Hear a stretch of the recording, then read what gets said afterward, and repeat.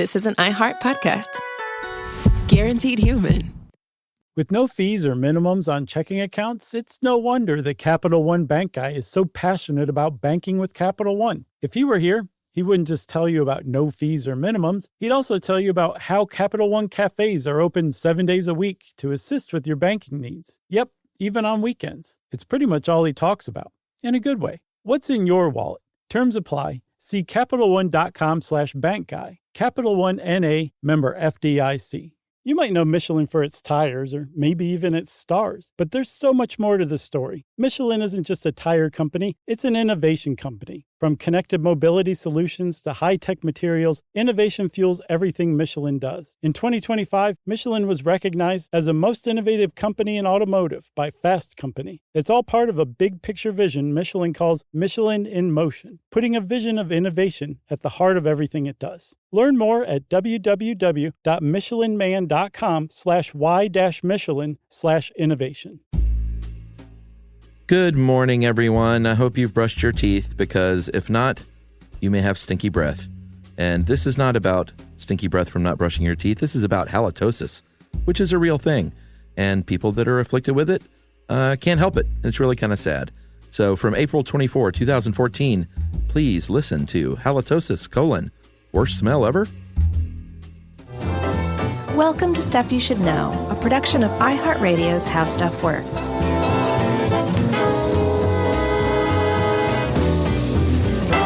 Hey, and welcome to the podcast. I'm Josh Clark. There's Charles W. Chuck Bryan. Do you realize some people this might be the first episode they listen to, and they've already turned it off, and they're writing an iTunes review. Yeah. Something's wrong with that guy. Yeah, what's up with the main guy? I can't believe they're so popular. How does anyone listen to him? Yeah, what's up with the dude? Weirdo? Yeah. And how are they in the top 10 on iTunes with that guy? It must be like the AMSR thing. What is that? You know, where that people make videos where they're like stroking your hair, but it's really they're just moving their hand by the camera. They're talking like this, and it's what? Like really wet and very calming. But there's a subset of humans who have a central nervous reaction. I just had one. But it's pleasurable. They call them like a brain orgasm. AMSR, I think or ASR. I think it's AMSR. I don't remember what it stands for. And it's like a meditative video type of thing? I guess to some people, apparently you have like a reaction to it. And it's very pleasurable, but it's non-sexual. It's well, when you just whispered neurological. To me, I had a bad reaction. Right. I can imagine so. I don't claim to be one of those people. Man, oh man, this is getting off to a good start. But we should do an episode on that sometime. People have requested it a few times. Yeah, I'm gonna go find out what it is. We have to go to the trouble of writing an article for it because there's not one. That's okay. I got a few of those in the hopper that I'd like to do. I do too. Yeah. I just haven't been able to get around to them. You've been lazy. No, I've been busy. I said we. Are you ready? Yeah. Are you familiar with halitosis? Hold on, I've got a little intro for this. Okay. You've heard the word halitosis, obviously. Yes. We're about to do an episode on halitosis, so I hope so. Yes. But even before this, you've heard the word halitosis. Yes. Bad breath. It's like a clinical term for bad breath. And that is true. And it always was a clinical term for bad breath. But the reason, Chuck, that you and I know that the word halitosis means bad breath is thanks to a nice little marketing scheme by the three guys who ran the company that made Listerine back in the 1920s. Yeah, we've talked about Dr. Joseph Lister before, and that Listerine was an antiseptic, surgical antiseptic. Yes, and it was marketed as a surgical antiseptic and then a household antiseptic. Yeah. And then they said, you know what, we need to expand our market share, so let's get into other markets. And so they said mouthwash. We'll start telling people to use it as mouthwash. And they made like their office intern put some in his mouth. Right. Swish it around. He died. Yeah. So they went and reformulated it a little bit. Added a little water. Right. And then bang, boom, they had Listerine the mouthwash. The problem is they said, well, nobody's going to just start using a mouthwash for no good reason. Yeah. We have to appeal to their low self-esteem. And that's what they did by looking through a medical dictionary, finding the word halitosis and saying, that's it. Yeah, it's an age-old trick in ads is to prey upon your how bad you feel about yourself on a daily basis. Yeah, and especially using medical jargon. Michel Foucault called it the medical gaze, where it was basically like if you add something that sounds medically to a problem that your product can take care of, you got gangbusters right there. Yeah, and it was an archaic term, Latin term that had gone away completely. Yeah, it comes from the Latin halitus for breath and the Greek suffix osis, which is used to indicate abnormality or a disease state. Yeah, but pre-Listerine, people weren't walking around saying the word halitosis. It had gone the way of the dodo as a word. No, and even still, it was kind of like people weren't really doing a lot to take care of their breath anyway. It wasn't a thing until this group from the Listerine company said, we're going to make it a thing. And we're going to make using mouthwash to combat this thing a thing. And they did. Within a decade, it was just basically like that's what you did. You use mouthwash every morning. Yeah, and they, I thought it was pretty funny. And where'd you get that? Cracked? Yeah, Cracked. Yeah, it was a great article. Mm-hmm. And they said they went on to use other words in advertising later on, like homatosis, which is if you didn't have attractive furniture, and bromodosis if you had smelly feet. Yeah. And I don't think they didn't catch on as well. Not like halitosis. For some reason, halitosis did catch on. And as a result, there are people out there who have halitophobia. Yeah, I'm one of them. Oh, yeah? Not like I don't need to see a shrink, but my first girlfriend had halitosis. Yeah. And I think I can say that because I don't think she listens, and I don't think she knows she was my first girlfriend. Okay. Like I never said, you're my first girlfriend. Right. But yeah, she had bad, and I say halitosis, to me there's a difference between everyone gets bad breath occasionally, right? But there's a certain tang that's very identifiable that I call halitosis. And she had it, and I felt like I had to kiss her and stuff because this was my first girlfriend. I had to learn how to do that junk. Yeah, man. And it was, I have dreams to this day, halitosis kissing dreams. Do you really? That I will see some gorgeous girl in my dream and I go to kiss her and she has this awful rotten breath. It's a recurring dream. So I guess I have halitophobia. I'm very aware of it, and that's why I have a tongue scraper and all that junk. Well, apparently that's one way to treat it. Yeah. Oh, we're getting ahead of ourselves. So spoiler. And I should say I have had a mild case of halitophobia. It may or may not have been warranted. I don't know. I have my own microphone cover for that reason. I know, but it's not because you're protecting other people from your halitosis, right? You don't want your nose and other people's stuff, right? Yes. Okay.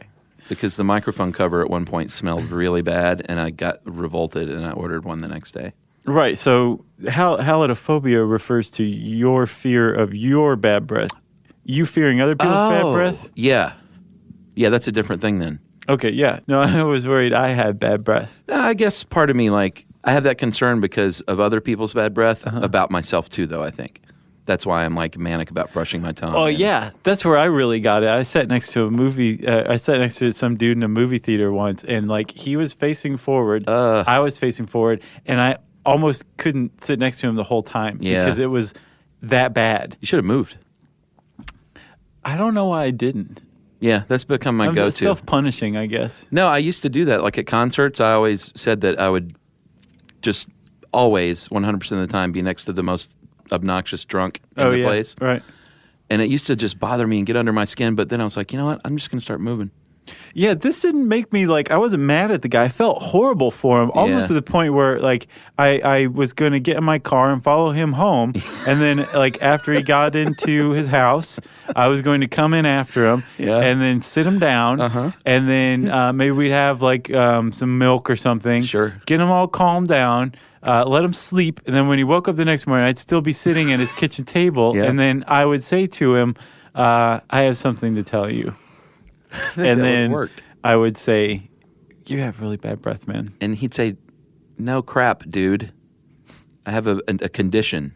Well, that's why you don't necessarily want to say anything to anybody because they may. Yeah. So let's get down to this. Garlic, onions. These are the things that people frequently associate halitosis with. Yeah, which is a bunch of BS. Well, no, I mean, like, it can give you bad breath. Yeah, but to me, that's the temporary bad breath that one gets just from food. Yeah, and the reason why you do get bad breath from, say, like onions in particular is because, or garlic, I'm sorry, garlic contains something called allicin, which in the stomach is converted to allyl methyl sulfide, which is not metabolized and which comes back up as gas from your gut.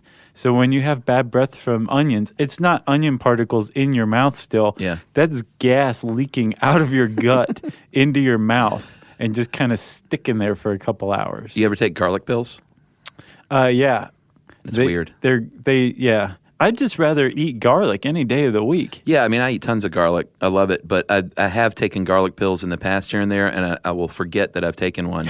And then you burp up like, did I have lasagna and not for breakfast? But it doesn't taste like good garlic. It tastes awful. Like, I thought it it's tasted medicinal garlicky. Garlic. I didn't find... I mean, the pill didn't taste like anything, but my burps definitely tasted garlicky. See, it was... For me, I just thought it was different. Yeah. It tasted different. Yeah, I'd just rather, like, cut the top off of a whole bulb of garlic. Yeah. Put some olive oil on it. Yep. Wrap it in foil, or put it in your clay garlic baker. Yeah. And put it in the oven for a little while. And chow down, baby. Yeah, just squeeze those things right into your mouth. Yeah, it's delicious. So good, yeah. And And good for you. We are in sync today. So you say your bet is that your garlic and onions don't count to you for halitosis. No, I think there is bad breath you can just have because maybe you forgot to brush, or obviously morning breath, which we'll get to. And then I think some people, unfortunately, have a constant state of this very specific bad breath. Yes. So I think 1 in 4 people have actual halitosis, right? That seems a little high, but maybe people are just doing a good job of masking it. Maybe so. But some people aren't. So what it comes down to ultimately, Chuck, halitosis is as simple as the bacteria in our mouth. Yeah. The fact that we have bacteria. It's the same thing as our armpits, why they smell. Bacteria breaking down stuff from our bodies beneficially. Into stinky little gases? Yeah, and giving off little bacteria toots.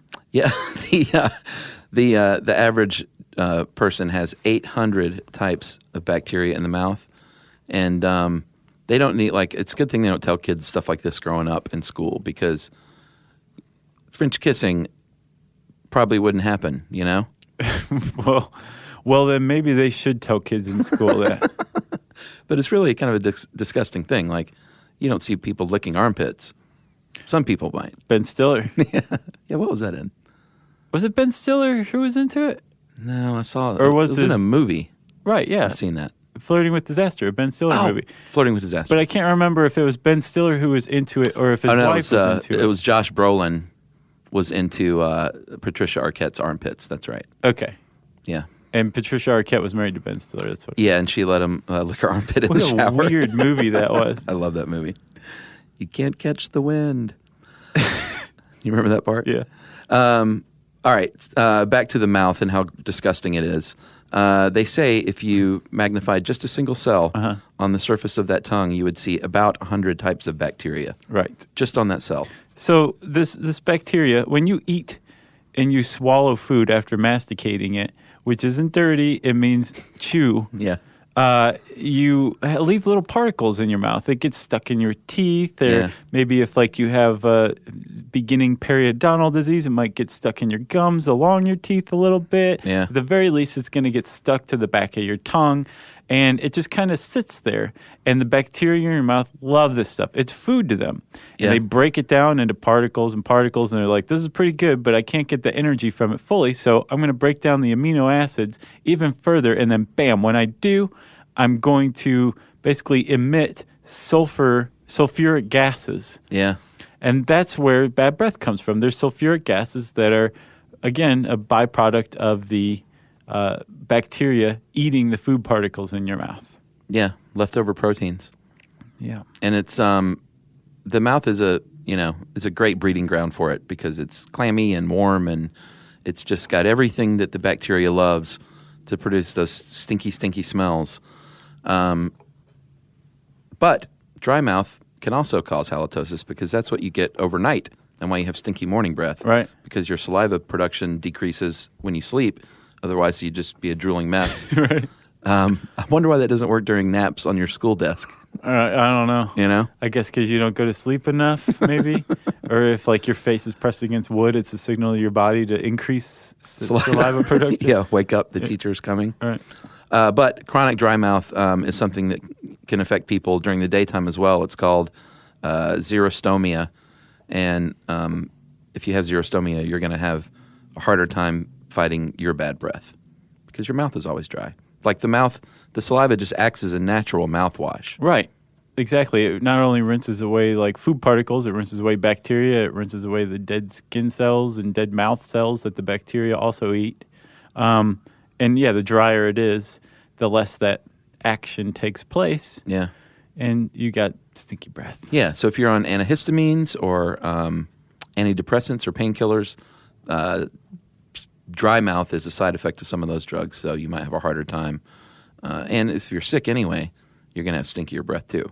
Like if you're fighting a sinus infection, let's say, it's gross.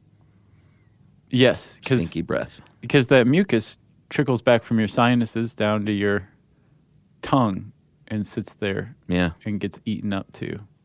Nasty stuff. It is. This whole thing, I'm just cringing. God, I'm going to have one of those dreams tonight. You could a stinky halitosis breath dream? Yes, the hot girl, bad breath. It's always the same. Does Emily know you're having dreams about kissing hot girls with bad breath? Yeah, she thinks it's funny. She thinks it's because of my repressed religious upbringing, repressed sexuality. Like, I won't even in my dreams allow myself to kiss the model. That's hilarious. Like, she'll have, I call it vomit tongue. It's so gross. Oh, yeah, that is pretty bad. Yeah, they're the worst dreams. I can't explain to you because they're really headed in the right direction at first, you know? And it's terrible. And when you're an old married man, that's all you got. I gotcha. You know? Yeah. Vomit tongue. No, just, you know, your dreams. You can't be... No, I know what you mean. I'm just teasing. You can't be assaulted for having a dream. I guess you could, but that's not a very nice wife. Give me my dream time. Right. I'm going to sleep. I'm down a slippery slope right now. Taking a nap. Let's pull out with the ketoacidosis, man. Okay. So, Chuck, when you have... when you eat onions, when you have garlic, when you have food particles, all this stuff, that's normal bad breath stuff. But there's also other things, metabolic things often, that can give you like a different type of breath that may or may not be bad. One bad one is if you have liver problems. Yeah. Your liver's shutting down, you're going to have what's called mousy breath. Can you imagine what mousy breath smells like? No. Like, apparently your breath that. smells like live, writhing mice. Interesting. Mousy breath. I can't think of what else it would denote. I don't know what a mouse smells like. Sure. I mean, have you ever smelled like a rodent cage? Yeah, but they smell like cedar and poop. Is that what it smells like? That's what they mean is cedar. So is ketoacidosis the no carb effect? Yeah. Okay. Yeah, that is something they will warn you about if you are trying to attain what's known as ketosis with like an Atkins type diet. Some people, when they are reach that blissful level of fat burning, it also takes its toll on their mouth and their breath. Yeah, it's like a fruity, acetone smell. Okay, that sounds better than mousy. Yeah, it's better. It's got to be better than mousy. Yeah. Yeah, when you're in ketosis, when you deprive your body of carbohydrates, it doesn't have that energy to burn right there, so it starts turning inward and going after your fat stores. And when the body burns stored fat, ketones are what is released as energy or burned as energy. Stinky ketones. And it's the smell from burning ketones is what gives you that fruity breath. Yeah, I've seen websites, that they now have the articles, of course, if this is the diet you want, this is how you can help yourself. Right. And one of the tips I saw was eat bread. It's like, yeah, but that all of a sudden you're not on that diet anymore. Right. Yeah. So that's no solution. Yeah, you can get knocked out of ketosis pretty easy. I'm sure. Yeah. I think eating bread would do it. Learning things with Chuck and Chuck. All the things, stuff you should know.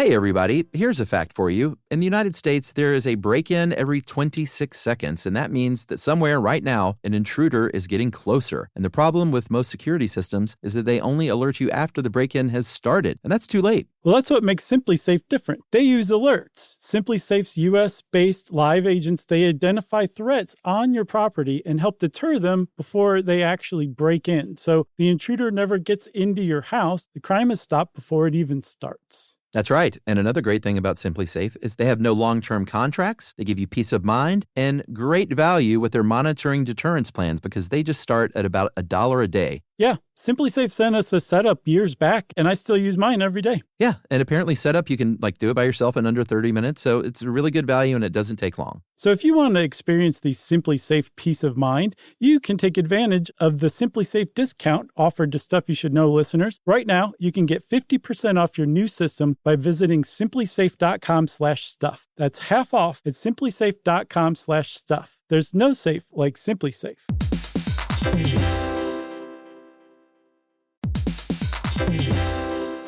Work can be a little weird. One minute you're in a meeting that could have been an email. The next you're trying to decode corporate jargon that somehow means nothing. And don't even get us started on the quick sync that turns into a 45-minute deep dive. Yeah, well, the truth is figuring out your career isn't always straightforward. Whether you're trying to grow, pivot, or just stay relevant, it can feel like you're navigating it all on your own. Well, that's where LinkedIn comes in. That's right. LinkedIn can help you grow your career, helping you confidently navigate your path with insights, ideas, and inspiration from your professional community. You can stay up to date with the latest trends in your field, connect with people who get it, and discover opportunities tailored to your goals, your experience, and what actually matters to you. Whether you're looking for something new or just trying to grow where you are, LinkedIn gives you the tools and connections to move forward with confidence. Because LinkedIn is the network that works for you. Visit linkedin.com/knowstuff to learn more.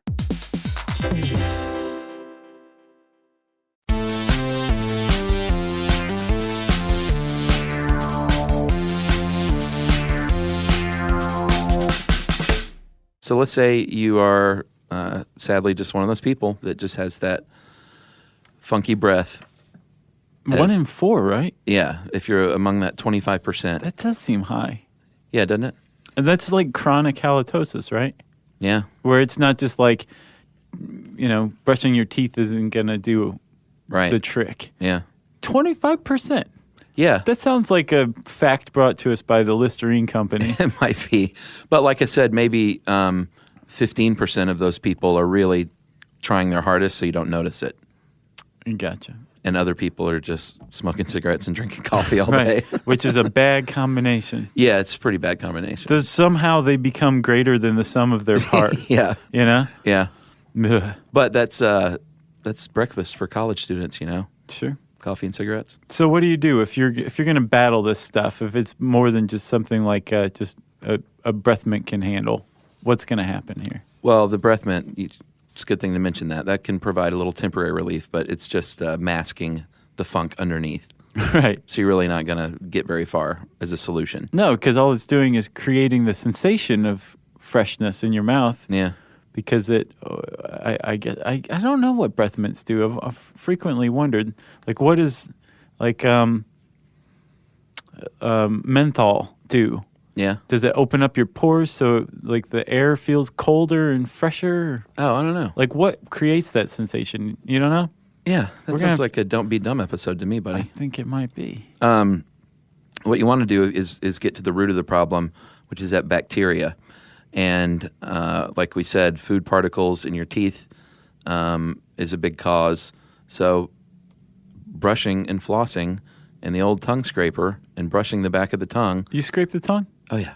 Doesn't it make you gag? No, it doesn't bother me. Huh. I've gotten used to it. I mean, occasionally if I overreach, that might be a little but I'm not like retching in the bathroom every morning. I think we should keep a webcam in your bathroom when you're getting ready, just to catch those times that you do. Yeah. Yeah. That would be just make a Vine compilation. Yeah, that'd be hilarious. So attacking the source of the food particles, and I have the fake tooth now, so I have to be extra careful to really brush along there because. Why? I think it would be like they made it out of some new super polymer that like reflects bacteria or No, something. the tooth itself is not the source, but it's where it meets the gum is not a natural tooth. So I just have to like really brush the crap out of that area of my gum. Get the crap out. I don't use mouthwash though, which is interesting. Yeah. No, I just do toothpaste. Well, apparently it's not necessarily, and plenty of mouthwash is a suggestion for this, specifically types that contain, according to the British Medical Journal, chlorohexadrine gluconate. Okay. Chlorohexadrine gluconate are what you want because they kill bacteria. I take issue with this. Yeah. One of the main functions of mouthwash isn't to just go in and kill bacteria, although most mouthwashes do that. Yeah. It's the swishing action loosens food particles and gets them out from in between your teeth. So you should embedded mouthwash in your before you gums. brush? What I'm saying is you don't necessarily need to use a mouthwash that kills bacteria because you kind of want healthy bacteria. Sure. You want what's called an oral ecosystem. That sounds so gross. A healthy oral ecosystem or ecology in your mouth. You want remember the poop shake episode? Yeah. The fecal transplant episode. Yeah. We ended up talking about the microbiome. Yeah. And how important it is to humanity. Sure. Same thing with our mouth. Yeah, you don't want to kill all that bacteria. No, and there's plenty of bacteria that causes problems, like Streptococcus mutans is what gives us cavities. Yeah. But there's also plenty of beneficial bacteria where you would have a mouthful of dead skin cells all over your tongue if it weren't for this helpful bacteria breaking the stuff down. What's your problem? Everybody wants to kill bacteria. Yeah. That's not necessarily a good thing. As a matter of fact, I think we're learning more and more that it's not a good thing. So I say avoid the mouthwash that kills bacteria and just use some sort of mouthwash that maybe has a minty flavor, but is just really just swishing the food particles out and getting rid of the bacteria's food that's creating their stinky sulfur ducts. Yes, exactly. And because getting rid of the food is a big part of it, I would suggest brushing your teeth after lunch too, Like don't make it just when you get up and before you go to bed. I say go for 3 times a day. Whoa, man, who has time for that? Everybody. Another good trick is to drink a lot of water. Just keeping your mouth hydrated on a daily basis is going to help. You said that saliva is like a natural mouthwash. Water helps. It does the same thing. Loosens food particles. Yeah. Gets rid of dead skin cells. And the back of your tongue apparently is like ground zero for it. Yeah. Like I think there's like 20 times more bacteria there than elsewhere because it's like this bumpy surface that's out of the way of all this other stuff. Yeah. So things really stick and accumulate back there. Yeah. So that's an area you want to target apparently with the tongue scraper. Yeah, and you could just brush it as well. I do both, but if you are a grown adult and you are not either brushing your tongue or using a tongue scraper, then you're not doing it right. Is that right? Yeah, somebody needs to teach you. I give a that's quick part of it. A quick, brush with my toothbrush over my tongue, but I worry about killing taste buds. Like I love tasting things. You're not going to kill any taste buds. Sure, you can kill taste buds with that. Well, I haven't killed any. Are you sure? Think about what kind of a super taster you could be without your if tongue I didn't use my scraping. tongue scraper. No, I do worry about that. I'm kind of like, I'd rather have low-level bad breath and be able to taste great stuff than have no bad breath whatsoever and not be able to taste. I would rather have no bad breath and still taste everything. Well, yeah, that's the holy grail. What kind of like flim-flam world are you living in? It's called Chuck's Life. That's nice. It is nice. If none of this stuff works for you, you may have a problem. Like you might want to go see a dentist and maybe even a doctor. Well, yeah, the dentist might say, Go to the doctor. Yeah, go to the doctor because you have mousy breath, which means your liver's shutting down. And find a new dentist. There's a smell test that they do, that dentists do. Oh, really? Yeah, what they'll do is they'll say, okay, this is going to be gross, but I want you to breathe through your mouth, and I'm going to sniff close to your mouth. Wow. And then they say, okay, now I want you to breathe through your nose, and I'm going to sniff close to your nose. And they can determine whether it's a nasal, like a problem in your nasal cavity that can give you bad breath. You can have stinky sinuses. So gross. Or if it's in your mouth, and then they can further deduce. Really? Like, yeah, if it's And this not, is the dentist doing this? Yeah, and if it's coming through your nose, it suggests possibly not just your sinuses, but it could be pulmonary too. Like you could have some sort of lung problem that's creating gases that stink and are coming out of your nose rather than your mouth. So I guess they train you to do that in dental school, huh? I guess I'll Like bet you'd have to. That's not a very popular day. No. Everybody pair up. Oh, my God. And there's the one guy in the corner, like, eating a sandwich. Yeah. It's like, what?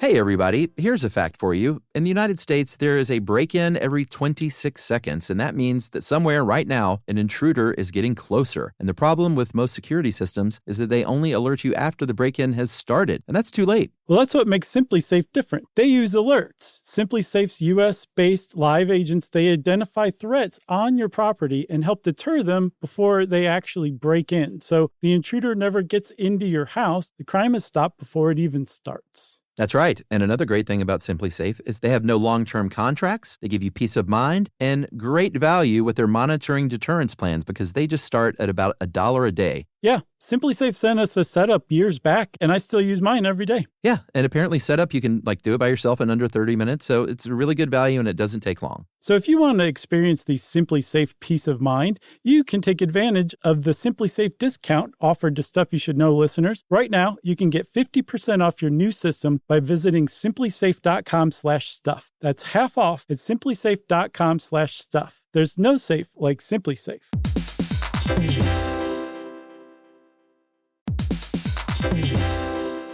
Work can be a little weird. One minute you're in a meeting that could have been an email. The next you're trying to decode corporate jargon that somehow means nothing. And don't even get us started on the quick sync that turns into a 45-minute deep dive. Yeah, well, the truth is figuring out your career isn't always straightforward. Whether you're trying to grow, pivot, or just stay relevant, it can feel like you're navigating it all on your own. Well, that's where LinkedIn comes in. That's right. LinkedIn can help you grow your career, helping you confidently navigate your path with insights, ideas, and inspiration from your professional community. You can stay up to date with the latest trends in your field, connect with people who get it, and discover opportunities tailored to your goals, your experience, and what actually matters to you. Whether you're looking for something new or just trying to grow where you are, LinkedIn gives you the tools and connections to move forward with confidence. Because LinkedIn is the network that works for you. Visit linkedin.com/knowstuff to learn more.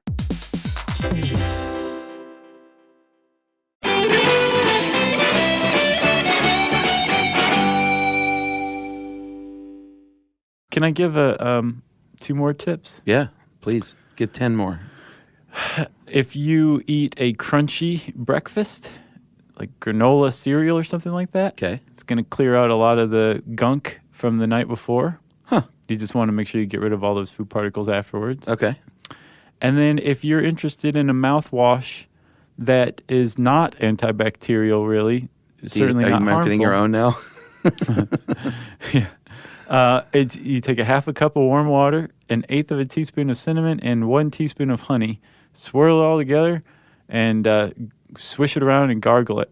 Yeah. That's like old-timey mouthwash, apparently. Yeah, and we could probably recommend apple cider vinegar just for anything. Yeah. That's like the wonder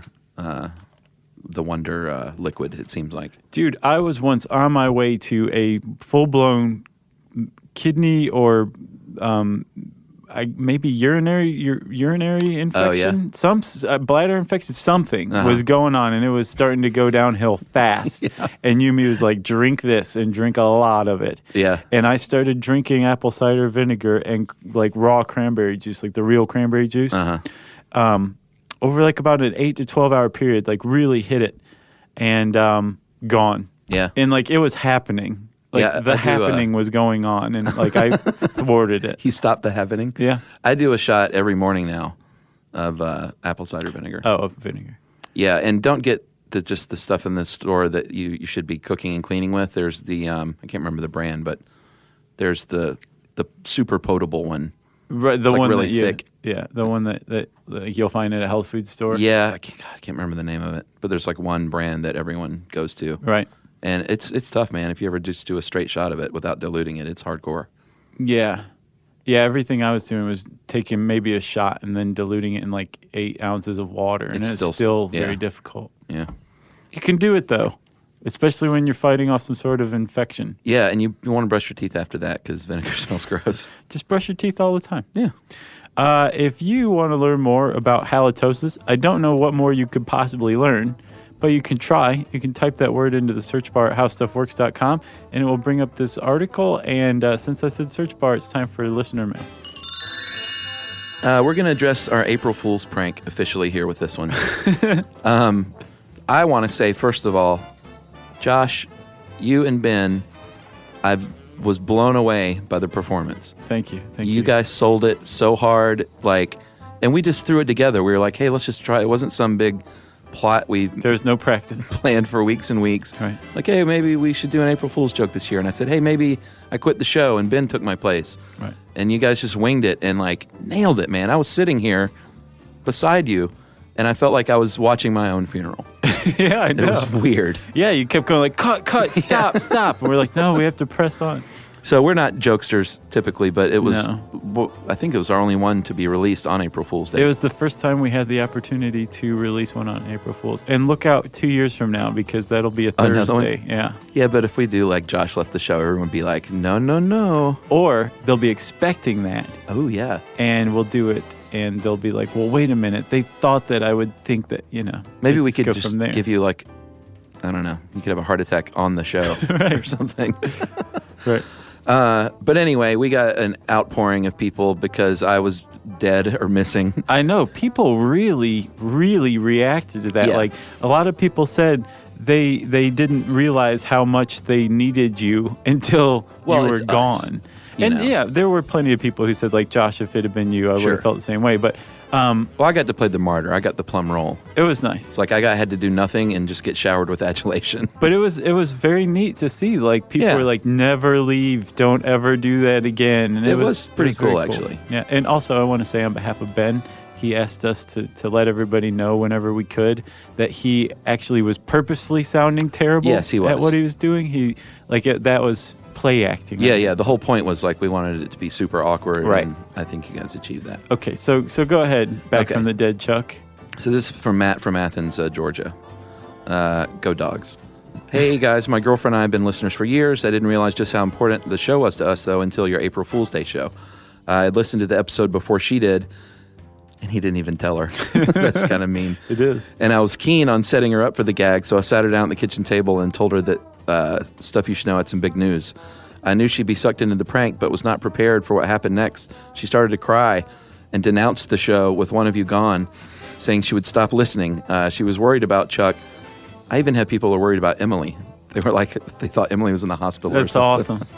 awesome. Chuck started, she said she would stop listening and was worried about Chuck and started tossing out possible explanations like the best of conspiracy theorists. She was so sad that I had to fast forward to the reveal. After her surprising yet pretty cute reaction, I was hoping to swap out her emotional connection for a birthday shout-out. She's a contemporary dancer and uses the ideas in your podcast in her classes in choreography. Nice. Think dance is about Alan Turing. I got to see this. Yeah. It's crazy. I admit this is a pretty crass way of getting a happy birthday, but I think it's worth a shot. So, Matt, you didn't tell us your girlfriend's name. So we're just going to say happy birthday to Matt's girlfriend from Athens. Happy birthday, Matt's girlfriend. I'm going to guess Jennifer. Matt, enjoy sleeping on the couch this evening. We fooled some of our friends even. Joe Randazzo texted me and said, you guys actually fooled me for about 8 seconds. Is that right? Yeah. Yeah, we got a lot of people who said, I didn't fall for anything all day. Yeah. And the only people who got me was Stuff You Should Know. That's because you guys destroyed it. And then the you ones... fooled me for a minute. I thought I was off the show for Do a I second. have to leave? Yeah. The ones that I felt bad about, though, were the ones who listened to it, after April 1st. Yeah. And were like Australians? Yeah, and they didn't realize yeah, exactly. But, yes, so everyone... thank you very much for the outpouring of emotion. We both feel very loved. Yeah, it's sure. I mean, we know people like the show, but when you hear stuff like that, it's like, wow, people kind of depend on this. And we know now that we're not allowed to ever leave. Nope, we'll go out in a murder-suicide, if anything. Okay. Cool. Agreed. So if you guys love us so much, you can hang out with us outside of the podcast too on social media. We're on Instagram, Pinterest, Facebook, Twitter. Just search Stuff You Should Know, SYSK, Josh and Chuck, in any of those, and it will bring us up, and you will love it. And if you want to send an email to Chuck, Jerry, and me, you can address it to stuffpodcast@howstuffworks.com. Stuff You Should Know is a production of iHeartRadio's How Stuff Works. For more podcasts from iHeartRadio, visit the iHeartRadio app, Apple Podcasts, or wherever you listen to your favorite shows.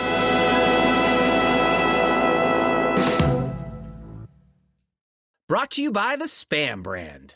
Some foods or TV shows just instantly take you back to your childhood. Spam Classic is one of those foods. It's so 90s, but also so iconic that the sight of it sizzling just makes your mouth water. Back then, we had Spam Classic, but today, there are 12 irresistible varieties to choose from. It's like picking your favorite Boy Meets World episode. Impossible. There's Korean barbecue flavored, jalapeno, and 25% less sodium, just to name a few. Spam brand. Sizzle pork and Learn more and get sizzling at spam.com. Okay, laundry stinks. Literally. I mean, you could just keep buying new underwear. Not that I've ever done that. Or maybe sort your clothes into piles based on how re-wearable or filthy they are. Or just use Arm & Hammer Deep Clean. It's made for real-life stinks and stains. So even if you don't do laundry the, quote, right way, Deep Clean will knock it out. I mean, it is from the #1 liquid detergent brand that tackles more loads than any other. Come clean with Arm & Hammer Deep Clean. #1 claim based on total wash loads sold. This is an iHeart podcast. Guaranteed human.